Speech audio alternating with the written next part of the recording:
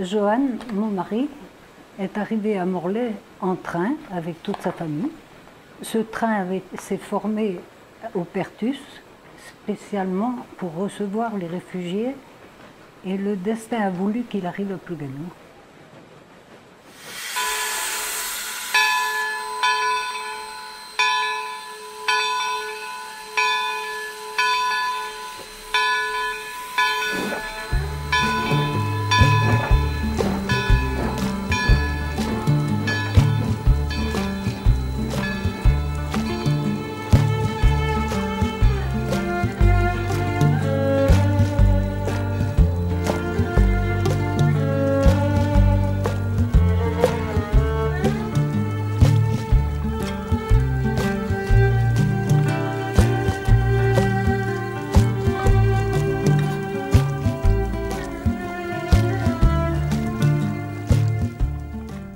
L'histoire de ma famille, du côté de maman, et parce que papa est originaire de Plougasnou.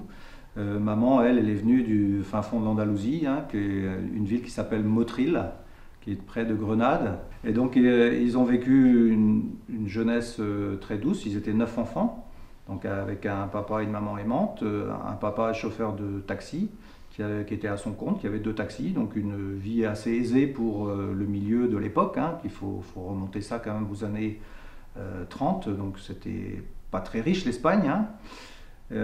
Et puis ils se sont trouvés plutôt du côté des Républicains. La guerre d'Espagne est une guerre civile. Une guerre qui a opposé pendant 3 ans, de 1936 à 1939, les républicains espagnols aux nationalistes menés par le général Franco. Comme pour le reste de l'Europe, les années 30 sont troublées en Espagne. Les réformes sociales engagées depuis l'avènement de la Seconde République en 1931 ne plaisent pas à tous, et les tensions culminent avec le putsch nationaliste du 18 juillet 1936. Très vite, le pays se divise en deux. À l'est, les nationalistes, à l'ouest et dans les grandes villes, une majorité républicaine. Soutenus par l'Allemagne et l'Italie, les nationalistes prennent petit à petit le contrôle de l'ensemble du territoire jusqu'à la chute des régions de Barcelone puis de Madrid en 1939. À un moment, il a fallu, sous les bombardements de l'armée franquiste, il a fallu fuir le sud de l'Espagne et remonter au gré des bombardements le long de la côte pour remonter en direction de Barcelone et s'arrêter du côté d'une ville qui s'appelle Sitges, où ils sont restés presque 1 an, je crois. Ensuite, ils sont montés sur la région de Barcelone, où lorsque l'armée républicaine a été battue par les franquistes, il a fallu se replier en catastrophe et partir vers la frontière espagnole. La guerre civile fait des milliers de victimes dans les 2 camps, surtout du côté républicain. La répression exercée par les nationalistes est terrible et nombreuses sont les familles républicaines qui doivent fuir leur maison, leur terre, leur pays pour continuer de vivre. On était tous les 4, mes 3 frères et moi, et puis on a fait reculer mon père, donc il est parti vers le bas. Nous on est restés tous les 4, là on pleurait bien sûr, et puis depuis on n'a plus revu mon père. Je ne l'ai jamais plus revu, quoi. Mon grand-père est parti dans les camps du côté de Perpignan, sur les plages, hein. On peut retrouver les archives aussi de cela. Et puis ma grand-mère et ses enfants sont partis dans un train qui les a menés jusqu'au bout du monde, pour eux, hein, qui était le terminal à Brest, parce qu'il se trouvait juste le wagon derrière la locomotive. Donc on en a laissé au fur et à mesure du trajet des gens qui ont dû s'arrêter du côté de Toulouse, Nantes, etc., Bordeaux. Et ensuite, eux, ils sont arrivés jusqu'au terminus, Brest, et ensuite ils ont fait divers lieux de villégiature sur Brest pour finalement atterrir à Plougasnou, dans une colonie qui appartenait à la ville de Morlaix, qui est située dans la descente de la plage de Plougasnou, sur la droite, et qui est toujours une colonie de l'EDF, en fait.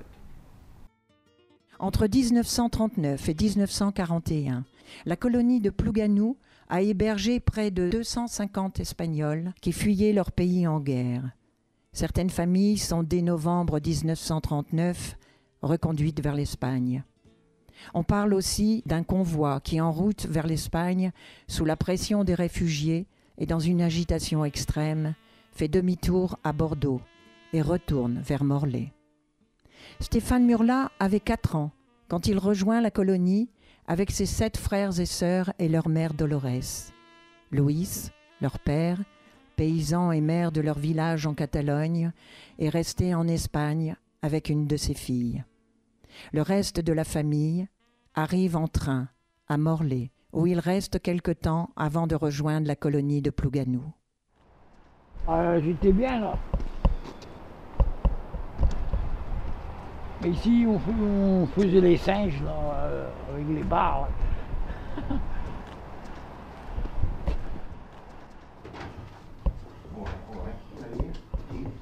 Ah ouais. Voilà. Et donc toi tu penses que c'était quelle chambre vous aviez Nous on était les 3 premières fenêtres. Ouais, mais tu vois, on était malheureux, mais enfin. Et encore, je remercie tous les gens qui nous ont aidés. Les Français et tout ça, ils nous aidaient. Il n'y avait pas de vêtements, hein. Ah non, oui. On n'avait rien. Hein. Tu sais comment on avait des pantalons pour cacher le zizi? Un sac à patates. Ah bah oui. Coupé dans les coins. Et hop, tu enfilais ça. Pour nous, c'était pas dur, parce qu'on était jeunes, quoi. Oui. Mais c'est les parents, quoi.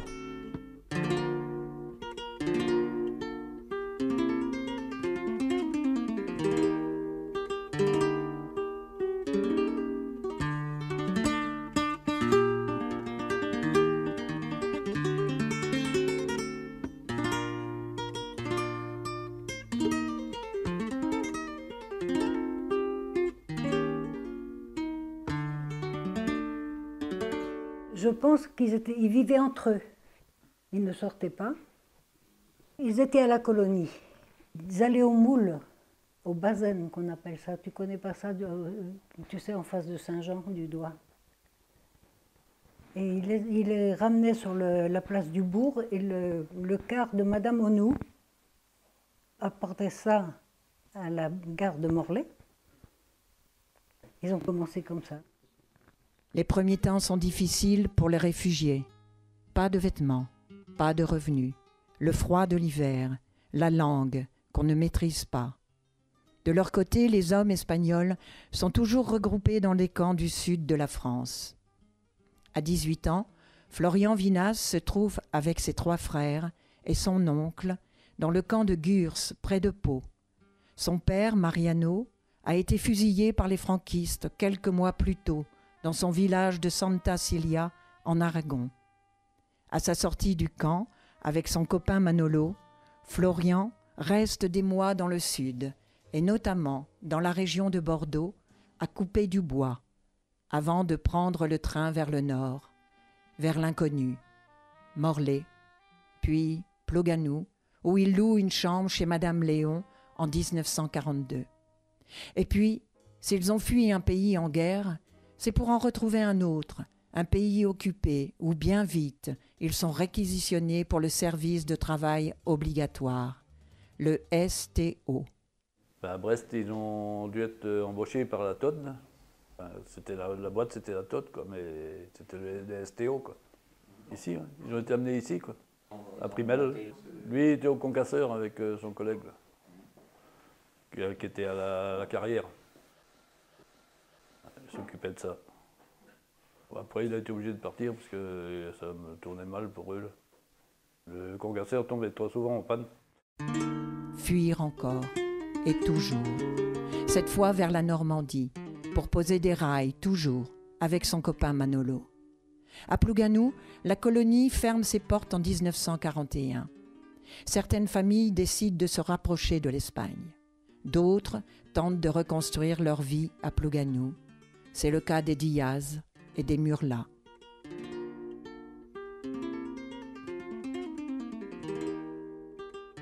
De là, on est parti à Guelgos, dans une vieille maison. Il y avait un puits dans la grange. quand le père il nous a dit, si vous êtes passage, vous allez dans le puits. Mais non, mais c'était pour faire peur. Ah, il était dur, oui, oui, oui. On était à 4 ou 5 dans le même lit. Hein, comme ça, quoi. Ouais, ouais. Ah, de chaque bout. Pelle-bêche, comme on dit. Pelle-bêche. Pelle-bêche, ouais. C'est des histoires qui sont dures à passer encore. Ouais.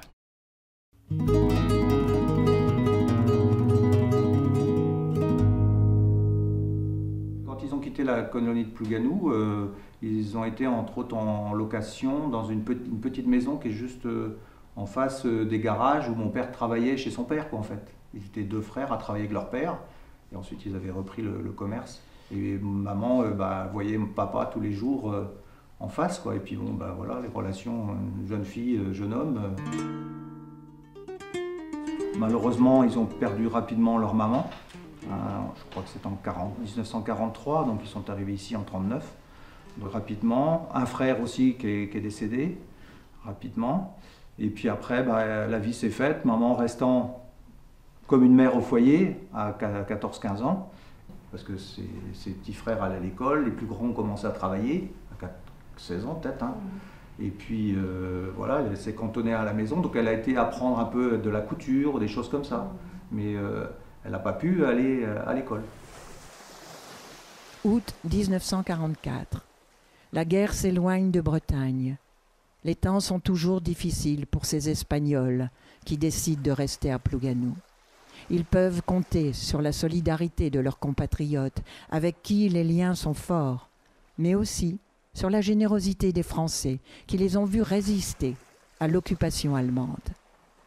Leur pays d'adoption est à reconstruire et le travail ne manque pas dans le commerce, l'agriculture, le bâtiment ou la pêche pour Florian Vinas. Disons que maman lui a dit tu restes avec moi maintenant et puis bon tu essayes, il a voulu essayer de faire la pêche, quoi. Hein. Elle lui a dit voilà, c'était le métier à l'époque qui primait ici dans le pays, donc il a essayé, puis bon, il a réussi. Puis voilà, de fil en aiguille, il s'est très très bien intégré par là. Il était très très respecté d'ailleurs hein, dans le pays. Hein. Il a fait la majeure partie de sa carrière avec Roland quand même. Avant de prendre son petit bateau, quand Joël a eu l'âge de faire la pêche, enfin, parce qu'il voulait faire la pêche, donc il a eu 16 ans, et là il a fait construire son petit bateau qui s'appelait les Trois Frères. Donc ensuite on a eu la Perle de l'Océan, petit bateau de 14 mètres, et ensuite le Carlock.